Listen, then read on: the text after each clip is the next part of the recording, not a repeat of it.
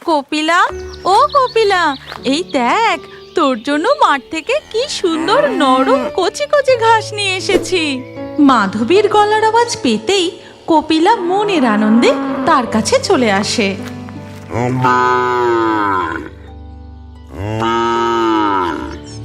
এরপর মাধবী কপিলাকে ঘাস খেতে দেয়, আর কপিলা মন ভরে ঘাস খেতে থাকে। আমার লক্ষ্মী গরু, পেট ভরে খা, আর কিছুদিনের মধ্যেই তো তোর সন্তান জন্ম নেবে। এই সময় তোকে যে একটু ভালো খাবার খাওয়াবো তারও সামর্থ্য নেই। এই ঘাস ছাড়া তোকে যে আর কিছুই দিতে পারি না।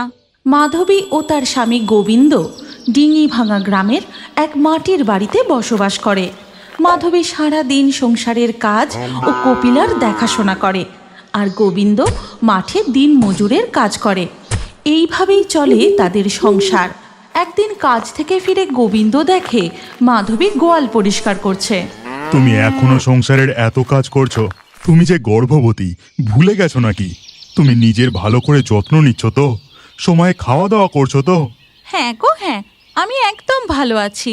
আমাদের কপিলাও যে গর্ভবতী, কিছুদিন পর ওরও যে সন্তান হবে। এই সময় ওরও তো একটু যত্ন নেওয়ার দরকার, কিন্তু আমরা যে ওকে ঘাস ছাড়া ভালো কিছু খেতেও দিতে পারি না।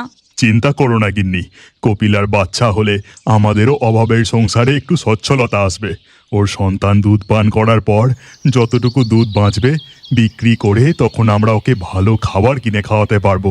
এবার চলো তো, অনেক বেলা হলো। তুমি হাত মুখ ধুয়ে একটু বিশ্রাম নাও। তুমিও তো সেই ভোর থেকে মাঠে কাজ করছো। এরপর তারা দুজন ঘরে চলে যায়, আর এদিকে তাদের বাড়ির পাশ দিয়ে হেঁটে যাচ্ছিল এক বুড়ি। তখন তার নজর গিয়ে পড়ে কপিলা গরুর উপর। বাহ, গরুটা তো বেশ হৃষ্টপুষ্ট, না দোষ না দোষ। এ দুধও দেবে অনেক বেশি। এখন আশেপাশে কেউ নেই, একে চুরি করলে মন্দ হয় না। এই কথা বলে সেই বুড়ি গোয়াল থেকে কপিলার দড়ি খুলে নিয়ে চলে যেতে যাবে, সেই সময় কপিলা জোরে জোরে ডাক দেয়।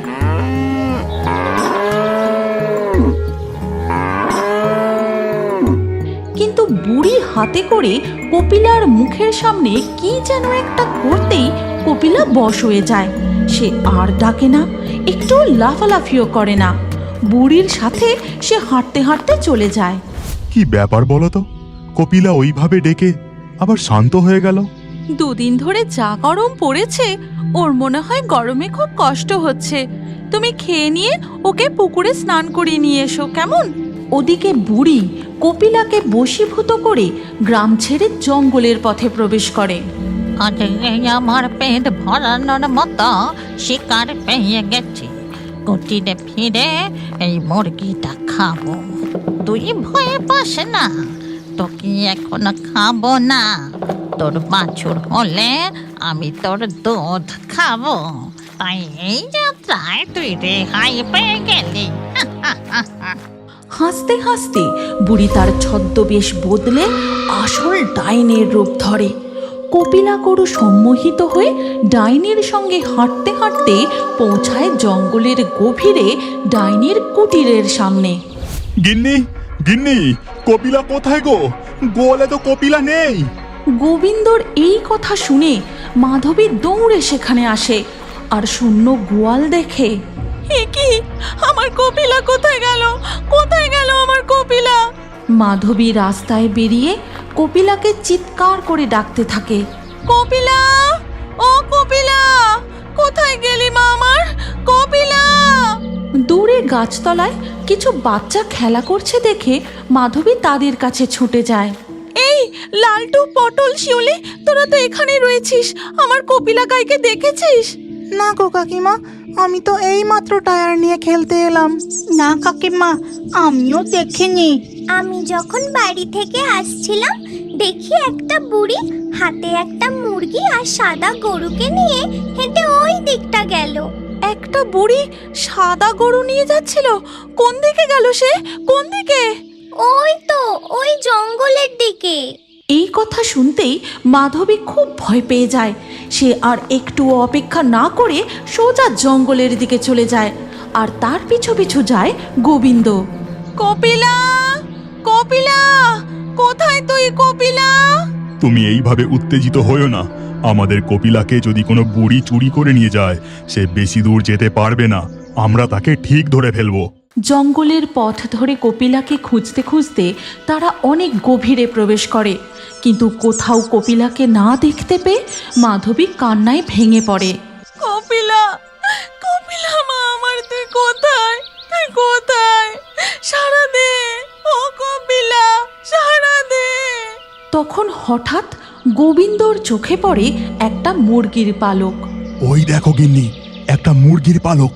শিউলি বলছিল না যে বুড়িটা হাতে করে একটা মুরগিও নিয়ে যাচ্ছিল? হ্যাঁ, মুরগির কথা বললো বটে।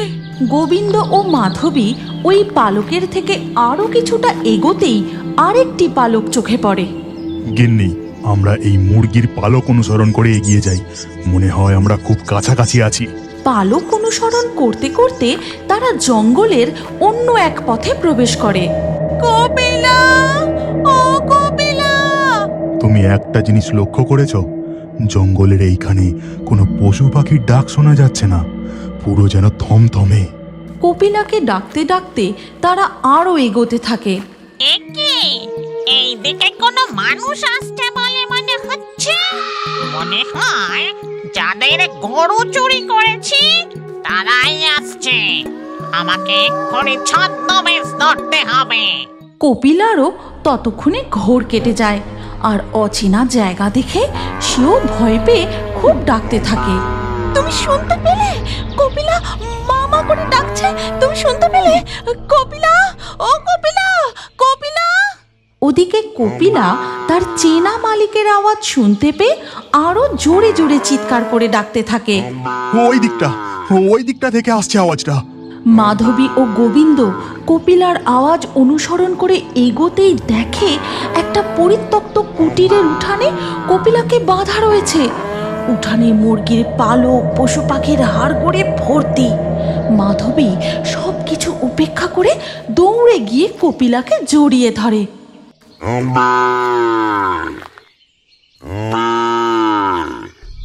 ঠিক তখন ডাইনি বুড়ির ছদ্মবেশ ধরে কুটির থেকে বেরিয়ে আসে।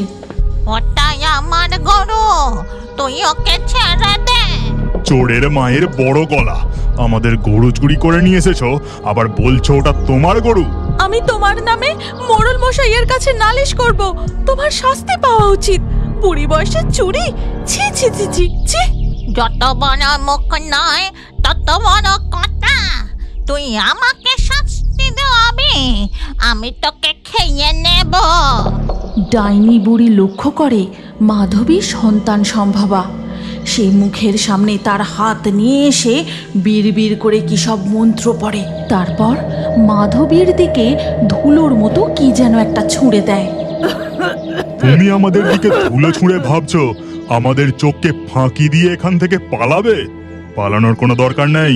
তুমি বুড়ি মানুষ, একবার ভুল করে ফেলেছো, তাই এবারের মতো ছেড়ে দিচ্ছি। গোবিন্দর কথা শুনে বুড়ি খিলখিল করে হেসে ওঠে। এরপর দুপুর গড়িয়ে বিকেল হয়ে আসে। গোবিন্দ ও মাধবী তাদের কপিলা গরুকে নিয়ে বাড়ির দিকে রওনা দেয়। তারপর তারা বাড়ি পৌঁছে কপিলাকে গোয়ালে বেঁধে দেয়। মা আমার, তোর কোনো কষ্ট হয়নি তো? দাঁড়া, আমি তোকে এক্ষুনি খেতে দিচ্ছি। মাধবী কপিলাকে খেতে দেয়। কপিলাও ঘাড় নেড়ে মনের আনন্দে খেতে থাকে। গিন্নি, আকাশটা ঘোর করে আসছে, মনে হয় এক্ষুনি ঝড় বৃষ্টি উঠবে। চলো আমরা ঘরে যাই। এরপর সন্ধে থেকেই শুরু হয় প্রবল ঝড় বৃষ্টি।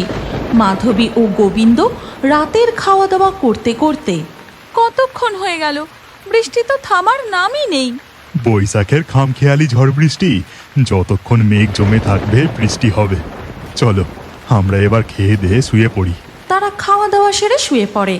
তখন ঠিক মাঝরাত, বৃষ্টি হয়েই চলেছে। হঠাৎ মাধবীর প্রচণ্ড পেটে যন্ত্রণা শুরু হয়। আর পারছি না, আমার খুব কষ্ট হচ্ছে।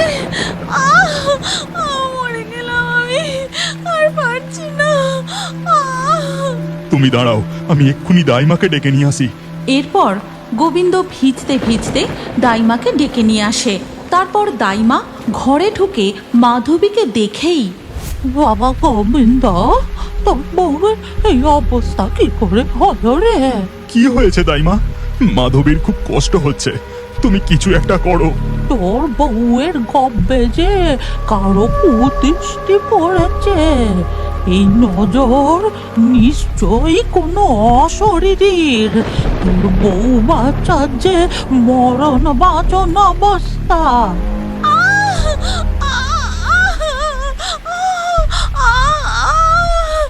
মাধবীর ব্যথায় কষ্টে কান্নার শব্দ গোয়ালে কপিলাও শুনতে পায়। সে পশু হলেও সবটা বুঝতে পারে।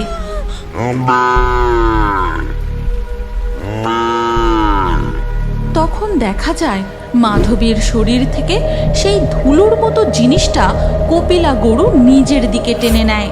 ওদিকে মাধবীর ব্যথা কষ্ট ধীরে ধীরে কমে আসে, আর এদিকে গর্ভবতী কপিলা গরুর ব্যথা যন্ত্রণা শুরু হয়।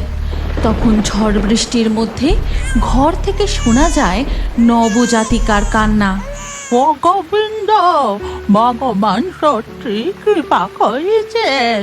তোর বউ কন্যা সন্তানের জন্ম দিয়েছে, আর দুজনেই একদম সুস্থ সবল। এমন অলৌকিক ঘটনা দেখা যায় না রে। কই গো, আমার কপিলা ঠিক আছে তো? ও যে খুব ডাকাডাকি করছিল। হ্যাঁ, কপিলা এখন চুপ করে গেছে। তোমার কান্না শুনেই হয়তো ও ডাকাডাকি করছিল। এর পরের দিন সকালবেলা গোবিন্দ গোয়ালে গিয়ে দেখে কপিলা একটা সুন্দর বাছুরের জন্ম দিয়েছে। আর কপিলা, কপিলা, তুই নড়ছিস না কেন? তুই এইভাবে হেলে শুয়ে আছিস কেন? ও কপিলা, সাড়া দিচ্ছিস না কেন? কপিলা, কপিলা, কি হয়েছে তোর? কপিলা! আর এই কথা মাধবীর কানে পৌঁছতেই সেও সেখানে ছুটে আসে। হ্যাঁ গো, কপিলার মুখ দিয়ে এমন ফেনা কেটেছে কেন? কপিলা, কপিলা, ও কপিলা, কপিলা! তুমি কি জানো তোমার নামও আমাদের কার্টুন ভিডিওর মধ্যে থাকতে পারে? আজকের লাকি ড্রয়ে নির্বাচিত নামগুলি হলো মারিয়াম, মোনালিসা, রবি, ডলি, পাপিয়া, গোপাল, তিথি, রাখি, মঈনুদ্দিন, মিম, আরুষ, পিউ, জলিল, সাকিব, প্রিয়জিৎ। আপনার নামসহ সেরা কমেন্ট করে পরবর্তী ভিডিওতে দেখার জন্য এক্ষুনি ফেয়ারি টোনস ভূতের কার্টুন চ্যানেলটি সাবস্ক্রাইব করে নিন।